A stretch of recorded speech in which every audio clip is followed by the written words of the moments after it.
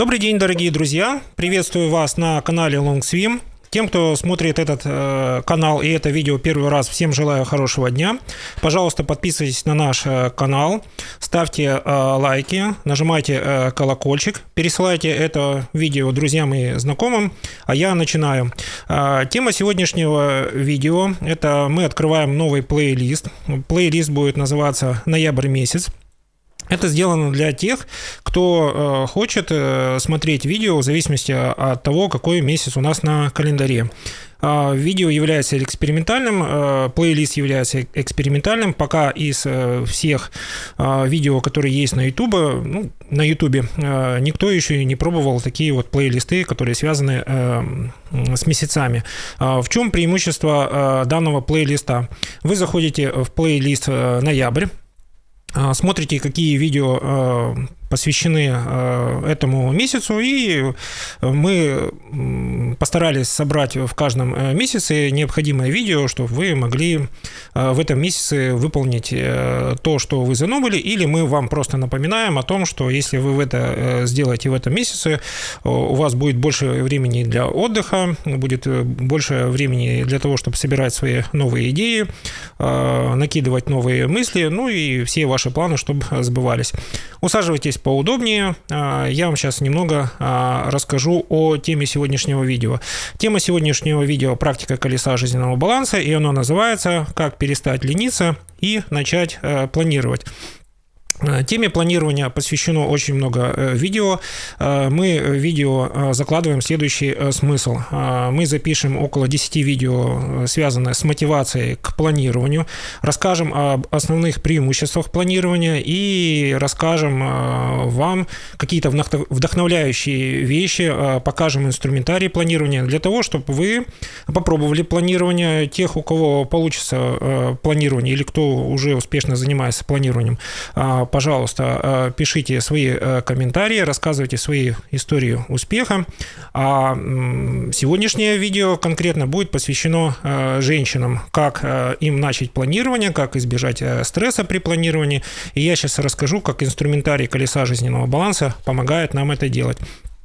Колесо жизненного баланса представляет собой круг, на котором нарисовано 8 сфер. В видео предыдущем я уже рассказывал, что для женщин очень важно, чтобы сферы яркость жизни, духовный рост и творчество, личностный рост, здоровье и спорт не провисали. То есть, если женщина в этих сферах чувствует себя реализованные, тогда все остальные сферы – деньги, карьера и бизнес, семья и отношения, друзья и окружение, они становятся как бы в норме, и даже если там что-то происходит, все это быстро восстанавливается. Итак, расскажу о тех стрессах, которые присутствуют при планировании. Каждый из вас когда-то что-то планировал, или каждый из вас когда-то что-то планировала, и вы приходили к такой ситуации, что постепенно рутина, обыденная жизнь вас отводит от того, что запланировано, немножко в сторону. Вы начинаете забывать то, что вы запланировали, пробуете опять вернуться к планированию, к тем задачам, которые вы наметили, у вас ничего не получается, и вы вот этот вот эффективный инструментарий откладываете в сторону. Давайте разбираться в этом вопросе подробнее. Для того, чтобы планировать, нужно понимать, что этот инструмент очень-очень эффективный. У тех, кто научился этим инструментом пользоваться, эффективность возрастает в разы, потому что некоторые задачи можно делегировать, некоторые задачи, которые вас радуют, которые вас наполняют энергией, можно увеличить в следующем периоде их количество. Но самое главное, нужно ответить на вопрос, а сколько времени нужно для того, чтобы планирование стало вашей, такой вот легкой привычкой, а потом уже эффективным инструментарием. И следующий момент, самый главный, то есть сможете ли вы научившись пользоваться инструментарием планирования, учить этому других, преодолевать их сопротивление, то есть переходить в стадию наставничества. Вот мы сейчас разобрали как бы в проекции 3 основных состояния. Первое, как этому научиться, то есть отвечаем на вопрос, с чего начать. Если мы этим инструментарием владеем в полной мере, чего мы можем достичь, то есть сколько задач из запланированных можем выполнить. И третья задача – это задача наставничества, то есть когда вы становитесь уже экспертом, вы пытаетесь передать этот опыт другому человеку, знакомым, друзьям, коллегам, или вы просто занимаетесь преподавательской деятельностью и знакомите всех постепенно с планированием, рассказываете о своих ошибках, о своих сомнениях. Вот этот путь надо пройти. Если вы уже знаете, что тема наставничества для вас является приемлемой хотя бы по одной выгоде, то есть наставничество, преподавание, оно позволяет структурировать весь опыт и все знания для того, чтобы это все можно было потом компактно и использовать. Ну и у вас рождается еще одна главная привычка, о чем я уже говорил неоднократно в предыдущих видео. Колесо жизненного баланса – это вот такая таблица Менделеева, такой вот органайзер, куда вы можете дополнять свои эффективные инструменты. У кого есть какие-то эффективные инструменты, пожалуйста, делитесь в комментариях, нам будет интересно о них узнать. И канал на YouTube, он задуман для того, чтобы люди обменивались как бы идеями, и мы постараемся выполнить задачу, что вот на одном YouTube-канале разобрать различные инструментарии, различные мотивы, мотиваторы для того, чтобы быть эффективным. Расскажем обязательно о том, что если вы эффективны, можете в любой ситуации выглядеть красиво. Ну и самая главная миссия канала – в каждой сфере находить единомышленников, планировать поиск этих единомышленников, потому что единомышленники – это те люди, которые вам помогают двигаться к вашей цели. Итак, видео сегодняшнее посвящено женщинам, планированию.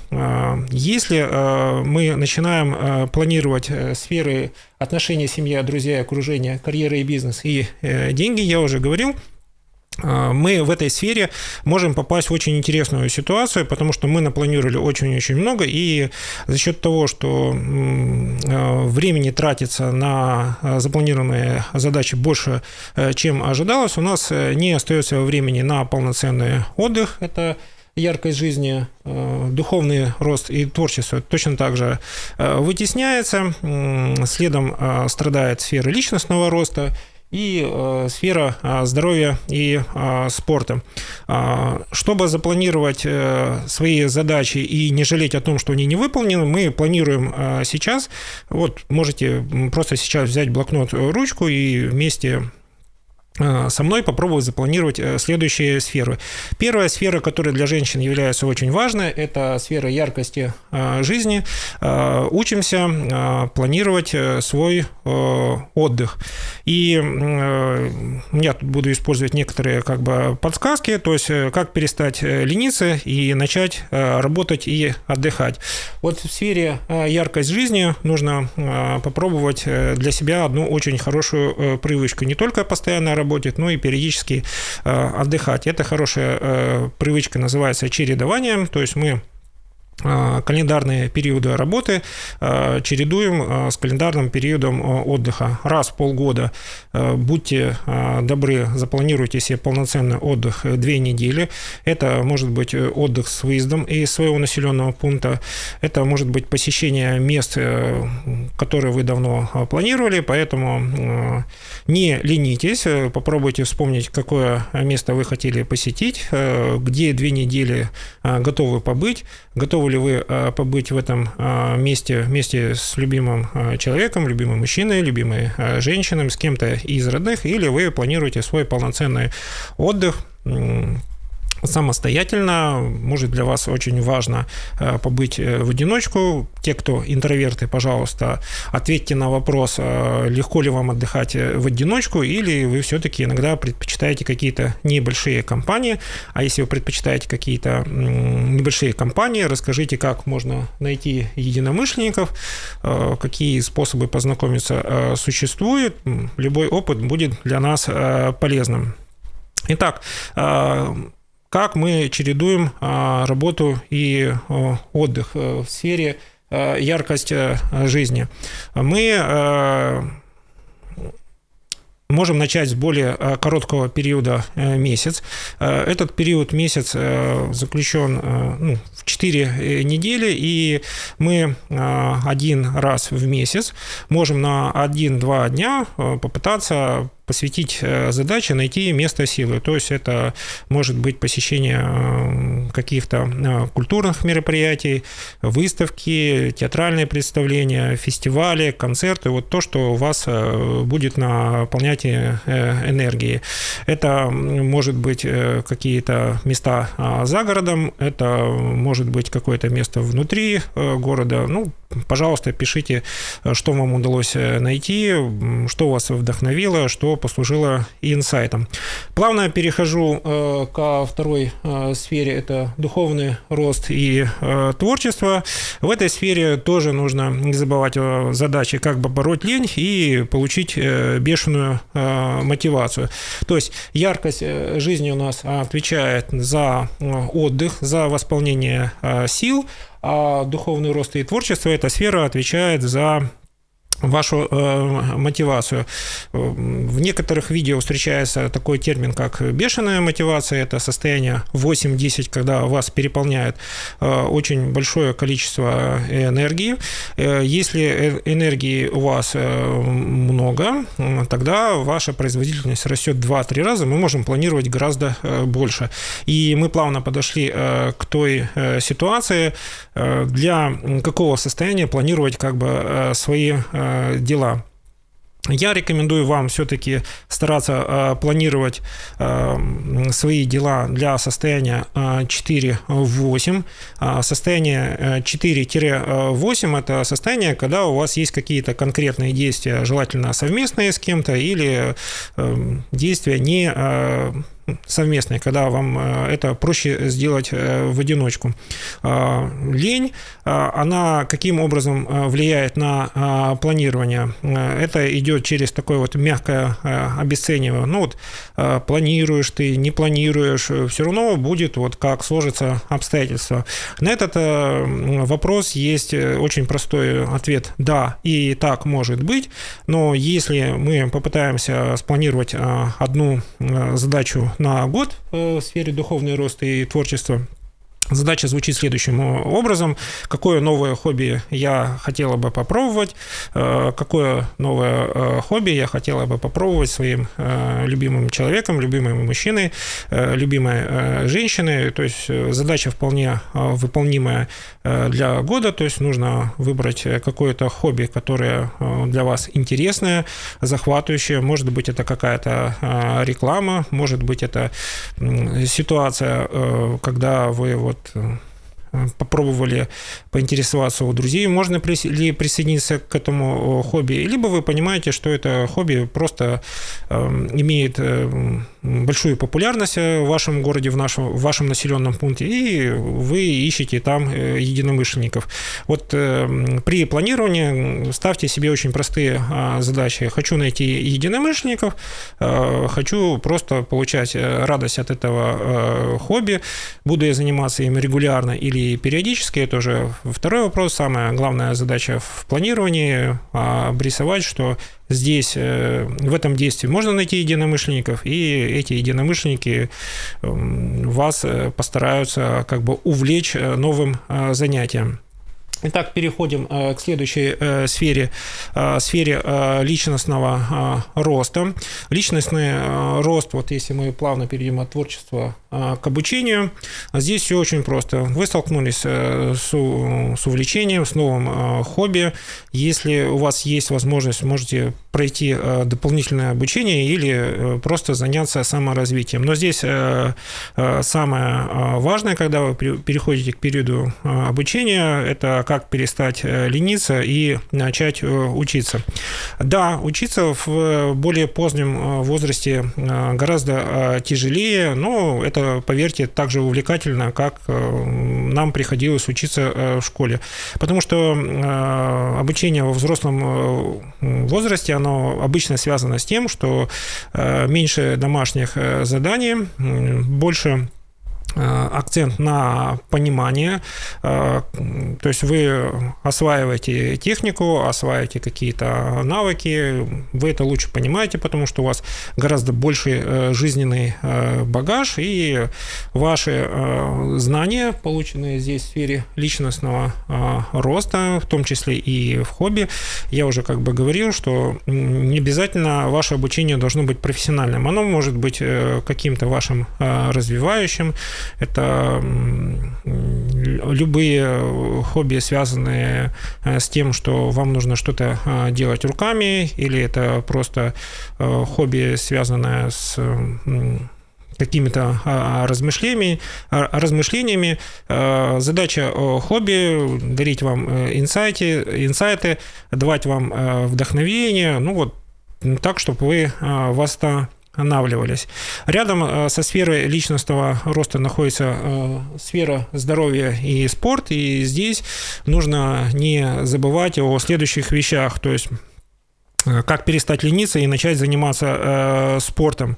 Лень – такая вот вещь, которая является и мотиватором планирования, и являющаяся вот как бы препятствием для того, чтобы мы планирование делали лучше. Возвращаюсь к сфере здоровье и спорт. В здоровье и спорте нужно понимать, что занятие спортом – это на первоначальном этапе не обязательно увлекательно. Здесь, в этой сфере, главное выбрать тот темп, с которым вы можете как бы двигаться. Чтобы занятия спортом превратились в хорошую привычку, нужно себе поставить в плане такую задачу на первое полугодие. Просто заниматься регулярно спортом. Это может быть занятие в спортзале, это может быть занятие на каких-то тренажерах, это могут быть занятия со специалистами. Через полгода вы входите в вот этот вот новый режим, который позволяет держать ваше тело в тонусе, и через полгода, то есть на второе полугодие, можете ставить себе какие-то задачи по результатам. Задача по результатам может быть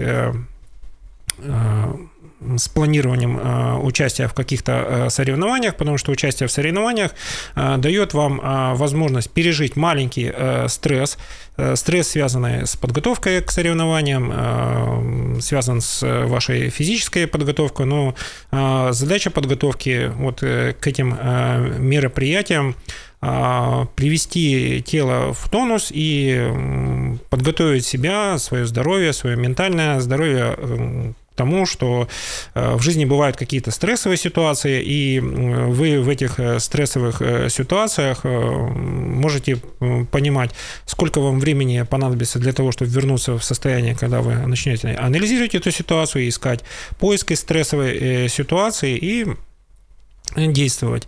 Итак, я вам рассказал о том, что можно приступить к тому, что в ноябре мы можем планировать. Для женщин мы планируем всего лишь 4 сферы. Планирование в этих 4 сферах, оно будет выполнимо при любых обстоятельствах. Почему? Потому что мы запланировали те вещи, которые вам восстанавливают силы, которые вам дарят радость.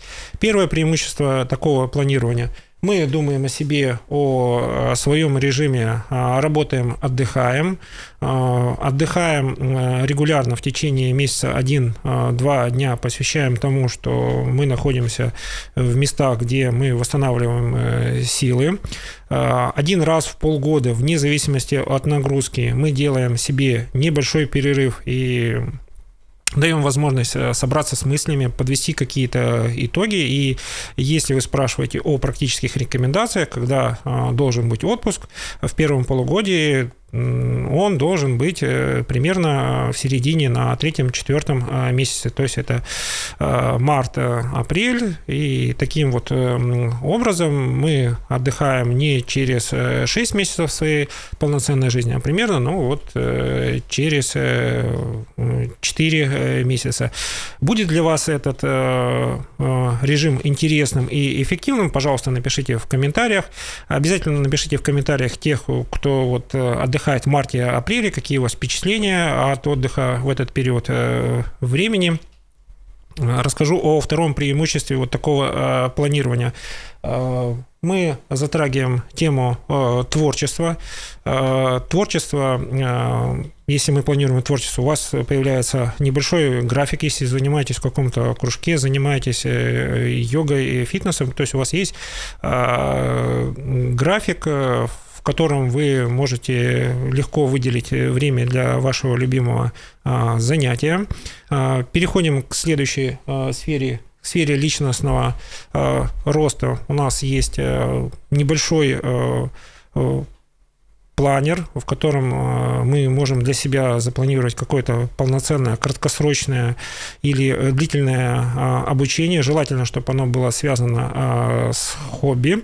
И таким образом у нас есть задача на первое полугодие взять новое хобби, пройти обучение, понять все прелести этого хобби, вообще понять, сколько людей занимаются этим хобби и найти единомышленников.